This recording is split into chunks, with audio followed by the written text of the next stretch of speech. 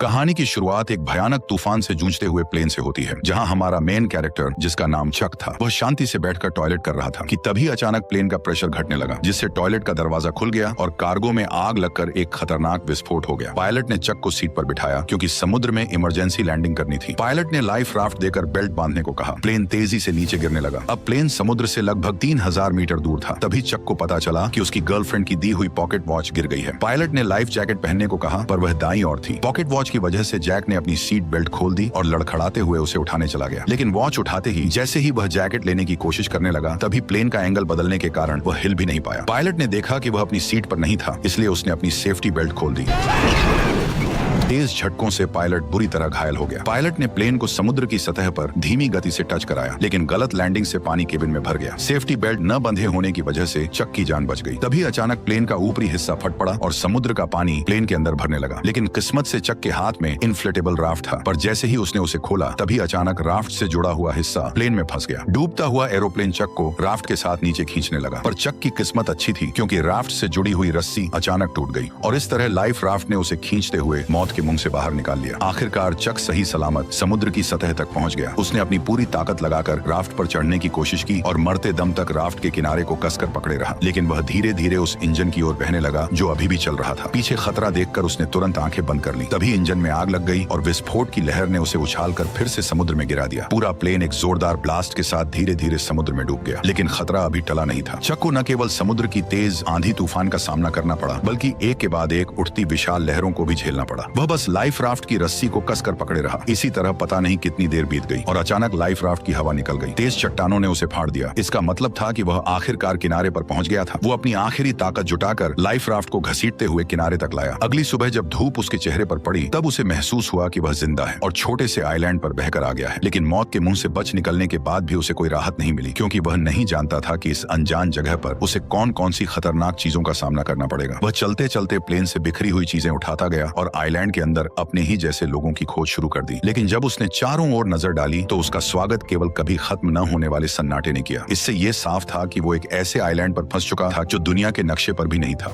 कोई है यहाँ फंसकर मर ना जाए, इसलिए उसने खुद को बचाने के लिए तरह तरह के उपाय सोचने शुरू कर दिए। लेकिन इस समय उसके पास समुद्र तट पर हेल्प का निशान लिखने के अलावा कोई कारगर तरीका नहीं था। जल्दी ही रात का अंधेरा छा गया और वह अब भी उम्मीद कर रहा था कि कोई गुजरती हुई नाव उसे देख ले। लेकिन जैसे जैसे रात होती गई, उसकी उम्मीदें भी धीरे धीरे चारों ओर के सन्नाटे की वजह से डर में बदलती गई। वह जंगल के बेहद खतरनाक जीवों की आवाज सुनकर लगातार डर से कांपता रहा। अगले दिन उसने इकट्ठा की गई चीजों से एक काम चलाओ रेस्टिंग प्लेस बनाया और प्लेन से निकले सामान की जाँच शुरू कर दी। अब उसके पास उसकी गर्लफ्रेंड द्वारा दी गई एक पॉकेट वॉच के अलावा और कुछ भी काम का नहीं बचा था। अपनी गर्लफ्रेंड के साथ बिताए पलों को सोचते हुए उसे इस प्लेन में आने का और भी ज्यादा पछतावा हुआ। दरअसल केली के बिजनेस ट्रिप पर जाने से पहले उसने चक को एक पॉकेट वॉच दी थी ताकि क्रिसमस पर लौटते ही दोनों एक दूसरे से शादी कर लें। लेकिन एक अचानक हुई विमान दुर्घटना ने इस शादी को यहीं पर रोक दिया। जब उसके सभी फैमिली मेंबर यह मान चुके थे कि चक इस हादसे में मारा गया है, तब भी वह जिद के साथ जिंदा रहा। लेकिन इस सुनसान आइलैंड पर खाना पीना बहुत बड़ी मुसीबत बन गया था और चक कब तक टिक पाएगा यह भी किसी को नहीं पता था। उसने अपनी कंपनी के बहुत से पार्सल वापस इकट्ठा किया, लेकिन उसने उन्हें खोलने का फैसला नहीं किया, क्योंकि उसके लिए यह उसके काम की ईमानदारी थी। चाहे वह अनजान टापू पर ही क्यों न फंसा हो, पर वह अब भी ग्राहकों के भरोसे को तोड़ना नहीं चाहता था। कल जो उसने समुद्र तट पर हेल्प के साइन बनाए थे, वे भी समुद्र की लहरों से कब के मिट चुके थे। उसे कुछ खराब लकड़ियों का इस्तेमाल करके फिर से हेल्प लिखना पड़ा। धीरे धीरे चक के मन में जिंदा रहने की चाह और भी बढ़ती जा रही थी। उसे पता था कि अगर यहाँ से निकलना है तो हर हाल में जिंदा रहना होगा। लेकिन इस वीरान छोटे टापू पर सख्त नारियल के अलावा उसे खाने लायक कुछ भी नहीं मिला, और क्योंकि उसके पास नारियल खोलने का कोई औजार नहीं था, इसलिए नारियल खोलना भी उसके लिए बेहद मुश्किल काम बन गया था। फिर उसने एक धारदार पत्थर से आखिरकार नारियल को फोड़ दिया और उसके पानी का स्वाद लेने लगा, जो उस पल उसके लिए अमृत जैसा था। लेकिन वह केवल नारियल से संतुष्ट नहीं हुआ। चक ने पेट भरने के लिए इस छोटे से टापू के अन्य हिस्सों की भी खोज करने का फैसला किया। वह यहाँ की सबसे ऊंची चोटी पर चढ़कर सब कुछ देखना चाहता था, लेकिन नुकीले पहाड़ी पत्थरों ने उसकी राह मुश्किल कर दी। इसलिए उसने पत्थर से अपनी पैंट का कपड़ा काटा, उसमें पत्ते मिलाए और एक जोड़ी जूते बना लिए। लेकिन जब वह पहाड़ की चोटी पर पहुंचा, तब उसे पता चला कि यह सचमुच एक सुनसान टापू ही है। चारों ओर दूर दूर तक फैला समुद्र था, लेकिन उसके अलावा कोई और इंसान नजर नहीं आ रहा था। जब वह निराश होकर सोच रहा था कि आखिर वो कैसे अपनी जान बचा सकता है, तभी दूर एक अजीब सी चीज ने उसका ध्यान खींचा। वह बिना सोचे समझे उस चीज की ओर दौड़ पड़ा। उसे लगा था कि वह भी उसी की तरह जिंदा बचने वाला कोई पायलट है। लेकिन जब चक ने उस पायलट को पलटकर देखा, तो पाया कि वह तो काफी समय पहले ही मर चुका था। दुखी मन से उसने पायलट की लाश को आइलैंड पर घसीट लिया और उसके पास से कुछ काम की चीजें इकट्ठा करने लगा। उसने एक जोड़ी अभी भी पहनने लायक चक जूते, एक टॉर्च जो अब भी जल सकती थी और एक बेकार हो चुका बटुआ अपने पास रख लिया। इसके बाद उसने पायलट के लिए एक कब्र खोदी और उसकी लाश को उसमें दफना दिया और उसकी मरने की तारीख एक चट्टान पर लिख दी। शाम के समय चक समुद्र तट पर बैठा अपने जूतों को निहार रहा था। उसके मन में एक अजीब सी उदासी थी। उसे लगा कि शायद अगली बार जो उस कब्र में लेटा होगा वह खुद ही होगा। इसे वजह से रात में चक सो नहीं सका। उसे समझ आ गया था कि अगर वह ऐसे ही हाथ पर हाथ रखे बैठा रहा तो उसका मरना तय है। इसलिए अगले दिन उसने जंगल में जिंदा रहने की कला सीखी। उसने पेड़ों की पत्तियों पर जमी ओस को इकट्ठा कर नारियल के खोल में जमा किया, क्योंकि उसे पीने के लिए साफ पानी चाहिए था। उसने लकड़ी की छड़ी को नुकीला कर मछलियों को पकड़ने का भाला बनाया। भले ही यह सब बेवकूफी भरा था, पर इस लगातार कोशिश ने उसे निराश नहीं होने दिया। उसी रात टॉयलेट करते वक्त उसने एक रोशनी देखी। वह जोर से चिल्लाया ताकि उस नाव का ध्यान खींच सके। उसे लगा जैसे उसे अब और यहाँ रहना नहीं पड़ेगा। उसने टॉर्च से संकेत दिया कि कोई उसे देख ले, लेकिन दूरी ज्यादा होने की वजह से यह हल्की सी रोशनी किसी काम की नहीं थी। जैसे जैसे वह रोशनी उसकी नजरों से धीरे धीरे ओझल होती गई, उसका दिल गुस्से और बेबसी से भर गया। इसलिए अगली सुबह सूरज निकलते ही वह बेसब्री से फटी राफ्ट लेकर उस जहाज की दिशा में बढ़ चला, क्योंकि यह उसके कई हफ्तों की कोशिशों के बाद मिली एकमात्र बच निकलने की उम्मीद थी। वह इसे यूं ही खोने को हरगिज तैयार नहीं था। हालांकि वह जैसे तैसे समुद्र को पार करना चाहता था, लेकिन वह बार बार लहरों की मार के आगे हार जाता था। उसने अनगिनत बार हिम्मत दिखाई, लेकिन हर बार समुद्र की लहरों ने उसे पीछे धकेल दिया। लेकिन फिर भी वह हार मानने को तैयार नहीं था। उसने बहुत कोशिश की, लेकिन आखिरकार समुद्र की लहरों ने उसे अपने अंदर समा लिया। पानी के अंदर पहुंचते ही अचानक उसकी जांघ एक नुकीले समुद्री पत्थर से टकरा गई और एक तेज दर्द ने चक की जांघ को खूनम खून कर दिया। इस वक्त उसमें अब और आगे बढ़ने की ताकत नहीं बची थी। वह बस टूटी फूटी राफ्ट को घसीटते हुए बुरी हालत में किनारे लौट आया। शाम के समय अचानक आसमान में तेज आंधी और मूसलाधार बारिश शुरू हो गई, जिससे पहले से ही घायल चक की मुसीबतें और बढ़ गईं। वह राफ्ट की मदद से केवल कंपनी के सामानों को ही ढक सका। फिर वो बारिश से बचने के लिए खून से बहती टांग के साथ कोई और जगह ढूंढने लगा। तभी उसे एक छोटी सी गुफा मिल गई और खुद को होश में रखने के लिए उसने कुछ घूंट गंदा बारिश का पानी पी लिया। लगभग पूरी तरह थक जाने के साथ उसका घायल शरीर अब और सहन नहीं कर सका और वह जमीन पर बेहोश हो गया। उसके पीछे रखी टॉर्च की बैटरी खत्म होते ही वो भी अंधेरे में डूब गई। अगले दिन चक फिर से तेज दर्द के साथ जागा। उसकी टांग के घाव में कीड़े लगने के लक्षण दिखाई दे रहे थे। इस सुनसान जगह पर अगर इसका इलाज ना हुआ तो उसे और भी बड़े खतरे का सामना करना पड़ेगा। जिंदा रहने की थोड़ी सी भी उम्मीद पाने के लिए उसे अपने मन की जिद छोड़नी पड़ी और उसने उन पार्सलों को खोलने का फैसला किया। पैकेजों में उसे एक दर्जन वीडियो टेप, एक गिफ्ट की तरह सजाया गया वॉलीबॉल, एक सुंदर महिला की लंबी ड्रेस और सबसे स्टाइलिश दिखने वाली एक जोड़ी स्केट्स मिले। लेकिन आखिरी पार्सल को उसने खोलने का फैसला नहीं किया। शायद इसलिए कि वह निराश नहीं होना चाहता था, या शायद इसलिए कि वह अपने लिए एक उम्मीद बचाकर रखना चाहता था। उसने पार्सल की पैकिंग में इस्तेमाल हुए फोम को अपने घाव पर लगाया। फिर जूतों के फीते खोलकर उसने उनसे काम चलाऊ पट्टी बांध ली। जूतों के ब्लेड उसके सबसे काम आने वाले औजार बन गए और लंबी ड्रेस की काली जाली से उसने एक आसान मछली पकड़ने का जाल बना लिया। मछली पकड़ने के औजार की मदद से कई दिनों बाद वह आखिरकार पहली बार पेट भर खाना खा सका।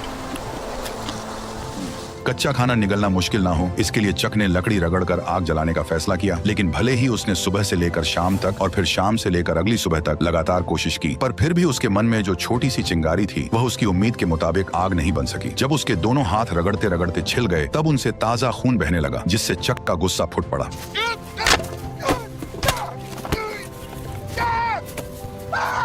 आइलैंड की मुश्किल जिंदगी और पुरानी चोटों ने उसे पूरी तरह तोड़ दिया था। चक ने किनारे बैठकर अपने घावों को पानी से साफ किया और तेज दर्द ने उसे परेशानी का एहसास फिर से करा दिया। अब उसके लिए जिंदा रहना एक ऐसा सवाल था जिससे वह भाग नहीं सकता था। अभी अभी गुस्से में फेंकी गई वॉलीबॉल उसके पैरों के पास पड़ी थी, जिस पर उसकी ताजा लाल हथेली की छाप बहुत ही चमकदार दिख रही थी। तभी उसके दिमाग में एक अजीब ख्याल आया। उसने अपनी लार से हथेली के निशान पर 2 आंखें और ऊपर हल्की सी मुस्कान बना दी। अब वह वॉलीबॉल एक इंसान के चेहरे जैसी लगने लगी थी। शायद बहुत ज्यादा अकेले रहने के कारण उसने तय किया कि वो इस चेहरे को अपना दोस्त बना लेगा। उसने वॉलीबॉल का नाम विल्सन रखा और उसे अपने पास रख लिया ताकि वह उसकी जिंदगी में उसका साथ दे सके। यह दृश्य थोड़ा अजीब जरूर था, लेकिन कम से कम उसे अकेला होना महसूस नहीं हुआ। विल्सन की निगरानी में चक को जैसे फिर से पूरी ताकत मिल गई। जैसे जैसे वह तेजी से लकड़ी को घिसता गया, लकड़ी के टुकड़ों के बीच सचमुच चिंगारी निकल आई।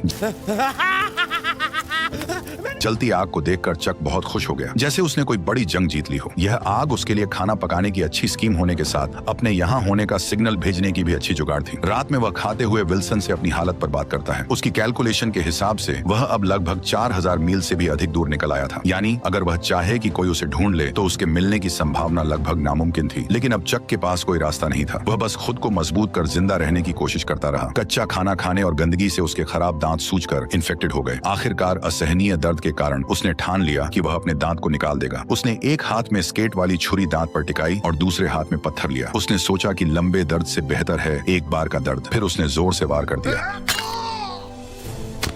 जंगल में जिंदा रहने में एक्सपर्ट होने के बाद भी उसकी आंखों में अब वह चमक नहीं रही थी। 4 सालों के अंदर चक अब एक जंगली आदमी बन गया था। हालांकि मछली पकड़ने में माहिर होने से उसे मांस की कमी नहीं थी, लेकिन उसकी आंखों में पहले जैसी जीने की गुंजाइश गायब हो चुकी थी। अब वह बच निकलने की कोई उम्मीद नहीं रखता था और हर दिन का जिंदा रहना बस उसकी अकेलेपन का एक और दिन था। पर कुछ समय बाद उसे चट्टान के किनारे से एक टिन का टुकड़ा मिला और वो उसे समुद्र तट पर ले आया। लेकिन जैसे ही समुद्री हवा ने उस टिन के टुकड़े को गिरा दिया, तभी अचानक उसके दिमाग एक आइडिया में आया। अगर वह इसका इस्तेमाल समुद्र की लहरों को चीरने के लिए कर सके तो शायद सच में उसके पास इस जगह से निकलने का मौका हो सकता है। यह आइडिया आते ही उसने एक पल और इंतजार नहीं किया। उसे इस सुनसान टापू पर से जल्द निकलना था। चक तुरंत हरकत में आ गया। सबसे पहले उसे एक नाव बनानी थी। उसने बहुत सारी टहनियां इकट्ठा की और उन्हें एक साथ रखा। फिर जंगली रस्सियों का इस्तेमाल किया और सबको एक साथ बांध दिया। यहाँ तक कि बेकार वीडियो टेप को भी रस्सी बना लिया। अब चक की मेंटल स्टेट बिगड़ने लगी थी। उसे लगने लगा कि विल्सन उसे देख रहा है और उसे जाने नहीं देना चाहता। इसी वजह से उस रात वह विल्सन से झगड़ पड़ा। मैं अपनी पूरी जिंदगी तुमसे बात नहीं कर सकता। सुना तुमने? 2 टके के वॉलीबॉल।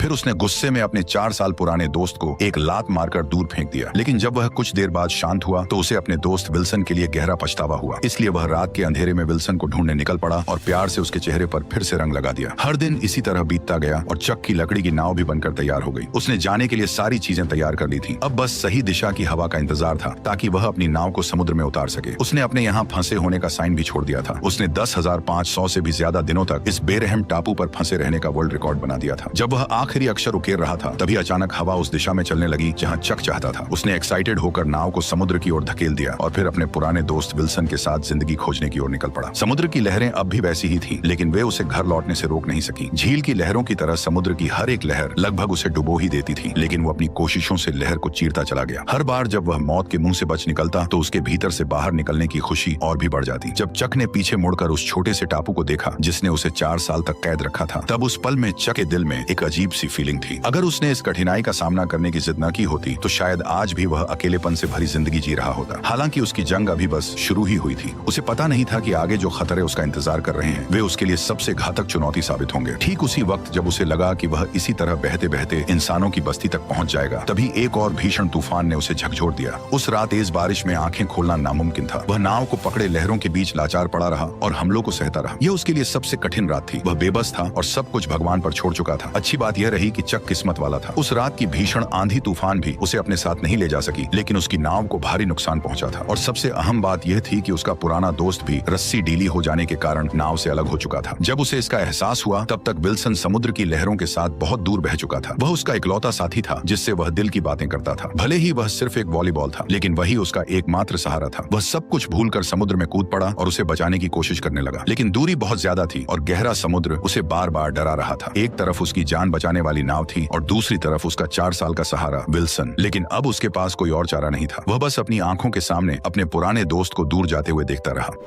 विल्सन, मुझे माफ कर देना। इस तरह उसने अपना इकलौता दोस्त खो दिया और एक बार फिर अकेलापन और बेबसी ने उसे पूरी तरह घेर लिया। लगभग पूरी तरह से टूट चुकी लकड़ी की नाव को देखते हुए और चारों ओर फैले समुद्र को निहारते हुए इस पल चक को बहुत अच्छी तरह समझ आ गया कि वह अब कभी भी अपने घर वापस नहीं जा सकेगा। जिस वजह से जो उसके भीतर जीने की इच्छा अभी अभी जगी थी वह पूरी तरह टूट गई। आखिरकार उसने नाव का चप्पू भी फेंक दिया और तय कर लिया कि अब वह बस चुपचाप इंतजार करेगा कि समुद्र जल्द से जल्द उसे निगल जाए। ठीक उसी समय जब चक ने मौत का सामना करने के लिए खुद को तैयार किया, तभी एक ऐसी सीटी की आवाज गूंज उठी जिसे उसने सिर्फ अपने सपनों में ही सुना था। वह उम्मीद खोए हुए अपनी आखिरी ताकत जुटाकर मुड़ा और देखा कि एक विशाल मालवाहक जहाज उसके सामने तैर रहा था। तभी जहाज में मौजूद सभी लोगों ने चक को भी देख लिया और इस तरह कई सालों की कठिनाइयों के बाद चक आखिरकार फिर से प्लेन में बैठकर अपने घर लौट आया। उसकी सही सलामत जिंदा लौट आने की कहानी ने उसे पूरे शहर में मशहूर कर दिया। लेकिन चक मेज पर रखी स्वादिष्ट मछलियां और बड़े केकड़े देखकर उस पल चक ने कुछ अजीब महसूस किया। उसके मन में उस आइलैंड की यादें थीं, क्योंकि टापू पर उबाऊ लगने वाले केकड़े और मछलियां यहाँ लजीज खाना बन गई थी। अगले दिन चक ने उस पार्सल को मंजिल तक पहुंचाया जिसे उसने टापू पर खोला नहीं था और एक थैंक्स लेटर भी दिया। उसने आभार जताया कि इसी पैकेज ने उसकी जान बचाई है। उस अजीब से पार्सल में क्या था जो इतने लंबे समय तक उसका साथी रहा, ये जानने के लिए उसने उसे कभी नहीं खोला। और इस तरह इस शानदार कहानी का अंत हो गया। तो अब तुम बताओ कि तुम्हें यह वीडियो कैसी लगी। अगर वीडियो पसंद आई हो तो मेरे चैनल पर जाकर और वीडियोस को भी जरूर चेक करो और कमेंट में बताओ कि अगली किस मूवी का एक्सप्लेनेशन देखना चाहते हो।